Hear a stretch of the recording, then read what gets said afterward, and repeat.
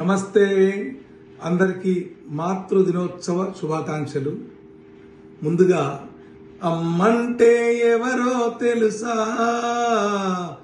ఆ జన్మంటే ఏమో తెలుసా, ఆ జన్మంటే ఏమో తెలుసా. నేల మీద ఉదయించిన దేవతరా అమ్మ, కన్నీళ్ళు చనుపాలు కలబోస్తే ఈ జన్మ. అమ్మంటే ఎవరో తెలుసా, ఆ జన్మంటే ఏమో తెలుసా. అమ్మంటేనే ప్రేమ, అమ్మంటేనే అనురాగం, అమ్మంటేనే ఆప్యాయత. అమ్మ లేనిదే ఈ ప్రపంచం లేదు, అమ్మ లేనిదే ఈ ఆనందం లేదు. ఒక స్త్రీ పెళ్ళైనది మొదలుకొని సంతానం కోసం పరితపిస్తుంది. ఎప్పుడెప్పుడు నేను తల్లినవుతానో పరితపిస్తుంది. సంతానం కోసం ఎన్నో వ్రతాలను వస్తుంది, ఎన్నో పూజలు చేస్తుంది. చివరకు బిడ్డ తన కడుపులోకి రాగానే ప్రతిదినం నా బిడ్డ ఇలా ఉండాలి, నా బిడ్డ అందంగా ఉండాలి, నా బిడ్డ చదువుకోవాలి, నా బిడ్డ ఉత్తముడు కావాలి అంటే పుట్టక ముందే ఎన్నో కలలు నీపై పెట్టుకొని నీకు జన్మనిచ్చేంత వరకు కూడా ప్రతిరోజు మంచి ఆహారం తింటూ నిన్ను ఆరోగ్య ఉంచడానికి తను ఎంతో కష్టపడి నీకు జన్మనిస్తుంది. జన్మనిచ్చే సమయంలో కూడా తను భరించే బాధ ప్రపంచంలో అంతకంటే ఎక్కువ బాధ ఈ ప్రపంచంలో ఎక్కడ ఉండదు.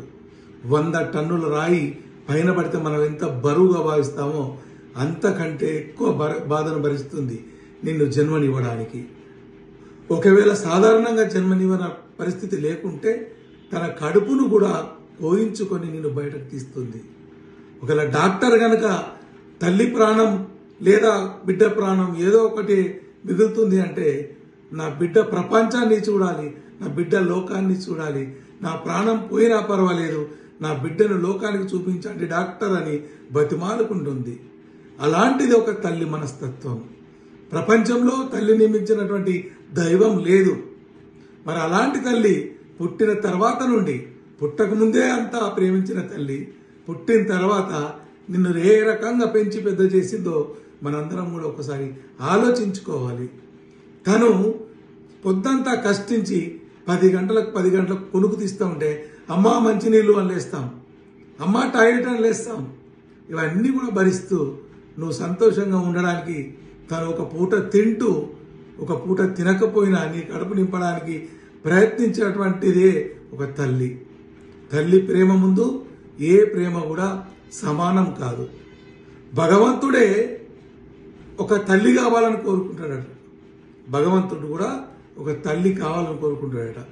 ఎందుకంటే భగవంతుడు అందరికీ తల్లిలాగా ప్రేమ పంచలేడు కాబట్టి తల్లి రూపంలో వచ్చి భగవంతుడు అందరికీ ప్రేమ పంచుతాడని చెప్పి అంటుంటారు.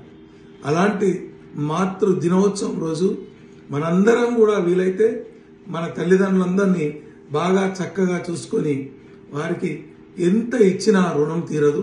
కానీ రుణం తీర్చుకోవడం కాదు, మన బాధ్యత.